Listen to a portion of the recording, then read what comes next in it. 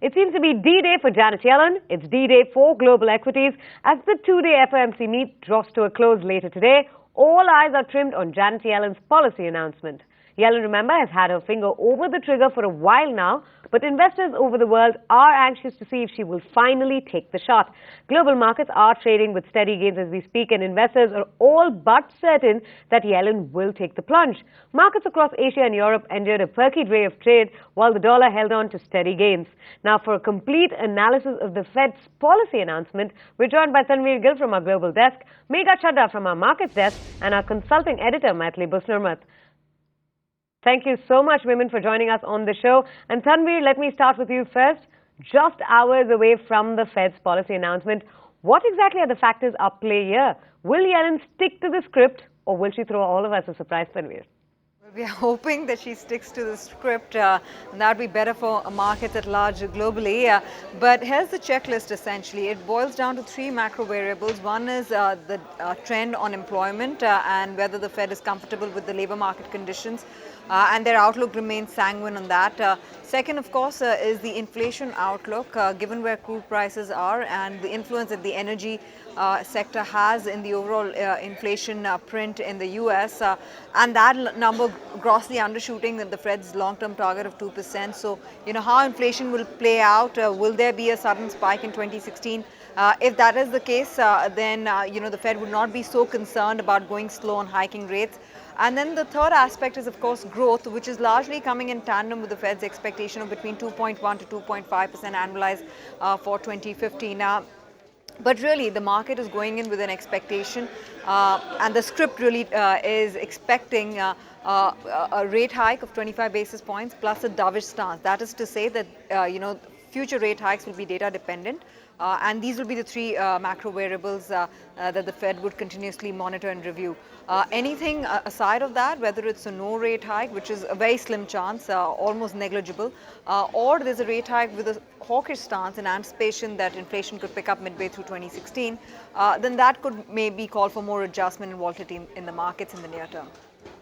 Well, Tanveer, thank you so much for that update. Maithili, let me bring in to add more perspective to what Tanveer just told us. A rate hike is discounted for now, but what else are you looking for specifically in Janet Yellen's commentary? Well, yes. The general belief is that the action has been discounted, but I wouldn't take that entirely at face value, because when it actually happens, you will see some knee-jerk reaction. Such actions are never entirely factored in. So I would not say that it is entirely discounted, entirely factored in. We might see some immediate knee-jerk reaction. Apart from which, yes, the FOMC commentary, the statement which comes out after the meeting, is also very significant. And the problem there is that you can find as many interpretations of that statement as there are perhaps economists. So there again, it's not very clear what exactly the statement will, what reading it will lend itself to. But broadly, yes, whether it's dovish or hawkish, and how dovish, how hawkish. The general expectation is that in the year 2016, we will see a 100 basis point increase. That means a 1 percentage point increase. At the end of the year, so we will see the Fed rate somewhere near 1%, and the subsequent year somewhere again another 125 basis points. Because the general belief is that the US neutral rate of interest is somewhere closer to 3%. So what we'll have to see is how quickly does the FOMC give any kind of dot plot about how quickly they intend to move to that 3%.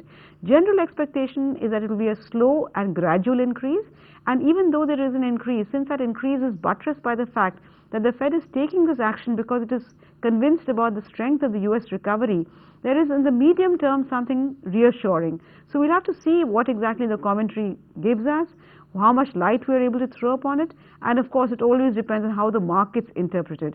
The problem only as far as India is concerned is that our forex markets are extraordinarily thin. So even a relatively small absolute terms outflow can see the rupee plunge. But that in itself, as long as it does not go beyond a very extreme position, is good, because the rupee is grossly overvalued and we've seen exports fall for 12 months in a row. So as long as the rupee fall is not too drastic, I won't think that net we are in a very bad shape. But we'll have to wait and see. By tomorrow this time, we'll know for sure. Maithili, before I let you go, you did mention an overvalued rupee. So is there a danger of flight of easy money on the back of this?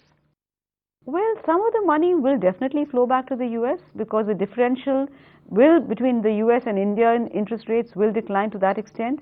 So certainly we will see some outflows, but I think the RBI has taken some actions. It's opened up the debt limits for government securities, it's eased up on ECB, not necessarily a wise thing long term, but it has done these things to ensure that whatever outflow there is, it is to some extent offset by increased inflows.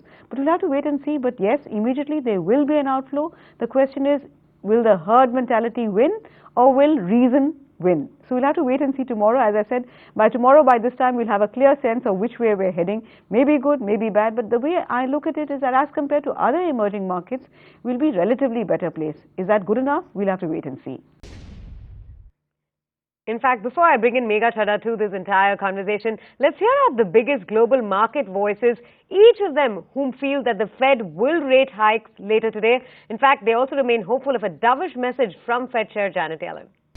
We do have the Fed's forecast, which is their dot plot, which implies about 4 rate hikes next year. That's also the camp that we are in. But the markets are currently pricing in only 2. So I think as long as they leave it neutral or don't become obviously dovish, I think they know that 4 rate hike still stands. I think they're almost certain to hike interest rates by 25 basis points. I mean, they've been telegraphing this for a while, and the data continue to look good. So there's really no reason for the Fed to wait any longer. If you look at the Fed Fund Futures and what that's telling you on the very useful CME FedWatch tool, you find that there's a 79.4% probability of a rate rise. There has to be a rate hike, and I think that that's pretty much now in the markets. As somebody else once said, it's actually the second rate hike that we're looking at, which will probably be in March of this coming year. I think if you look at just about all surveys and of course money market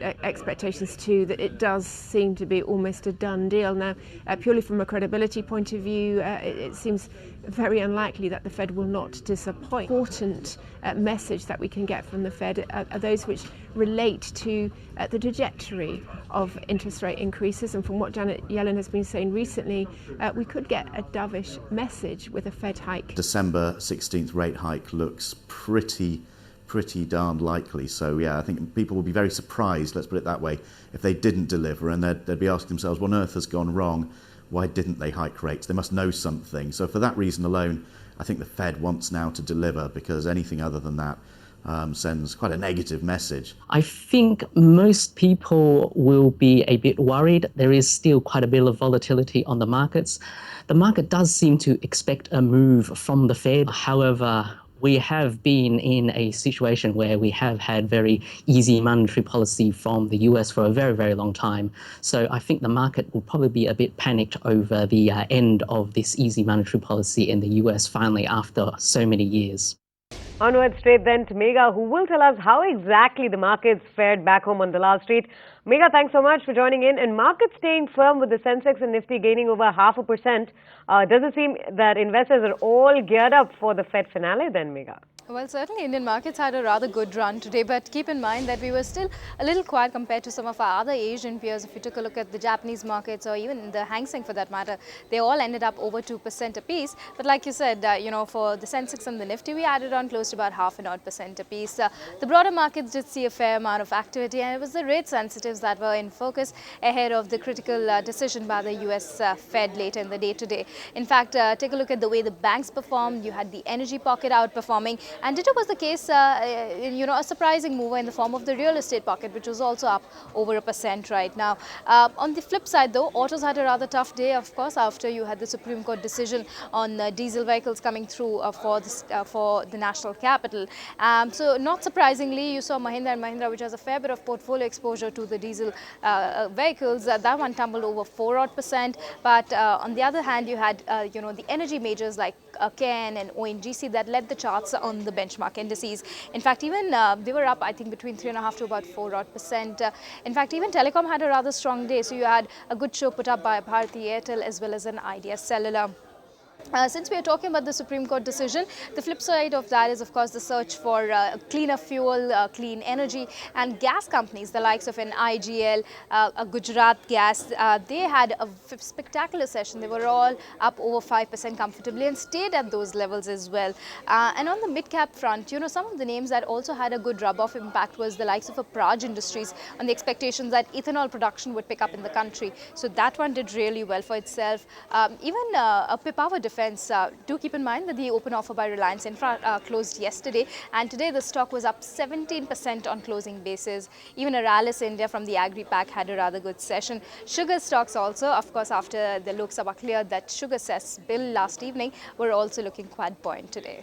Well then, Tanveer, Megha and Maithili, thank you so much for bringing us that 360-degree perspective of really what to expect in a few hours from now when that Fed meet ends and the crucial call is announced.